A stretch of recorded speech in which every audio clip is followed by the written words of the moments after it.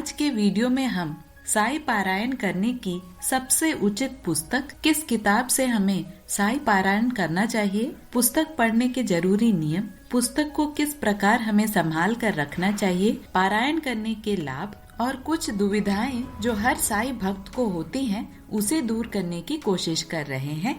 पारायण का अर्थ है किसी भी पवित्र ग्रंथ को शुरू से लेकर अंत तक पढ़ना और ध्यान करना। साई भक्त ये जानते हैं कि बाबा एक सरल व्यक्तित्व के सद्गुरु हैं और उनकी जीवनी अपने आप में बहुत ही ज्ञानवर्धक और भक्तों के लिए कल्याणकारी है। साई बाबा की लीलाएं और उनकी जीवनी को पढ़ने और सुनने से भक्तों को मोक्ष की प्राप्ति होती है।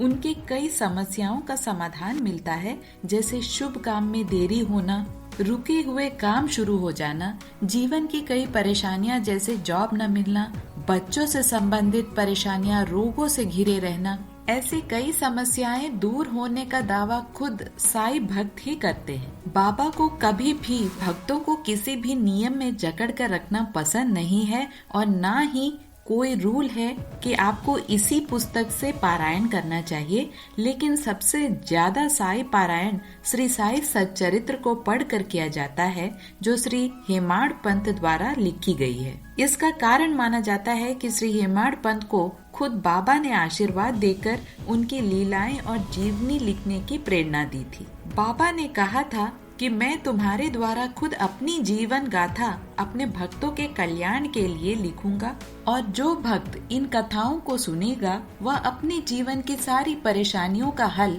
आसानी से दूर कर पाएगा और मेरा आशीर्वाद सदैव प्राप्त कर पाएंगे। इसका पूरा वर्णन आपको श्री साई सच्चरित्र अध्याय 2 और 3 में मिलता है।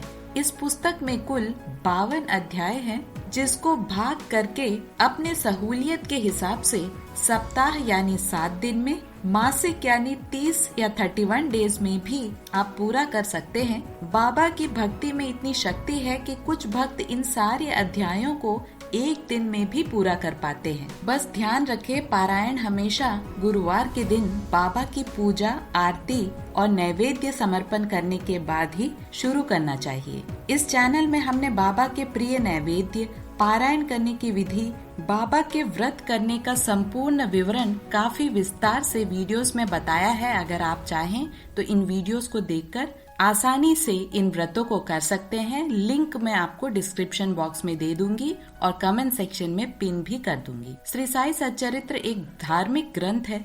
इसे हमेशा संभाल कर रखें और हमेशा एक स्वच्छ स्थान पर पीले, लाल और सफेद कपड़े से ढक कर रखें। बाबा की पूजा के साथ साथ उस किताब की भी पूजा करें। पारायण के समाप्ति के दिन आप बाबा के मंदिर अवश्य जाएं और दान धर्म जरूर करें। तो इस प्रकार साई पारायण करके आप अपने जीवन की कई दुविधाएं और परेशानियों को दूर कर सकते हैं और आप बाबा के करीब जा सकते हैं, उनकी जीवनी समझ सकते हैं और बाबा का आशीर्वाद भी प्राप्त कर सकते हैं। अगर आपको इस विषय में कुछ और जानकारी चाहिए तो कमेंट सेक्शन में जरूर लिखिएगा।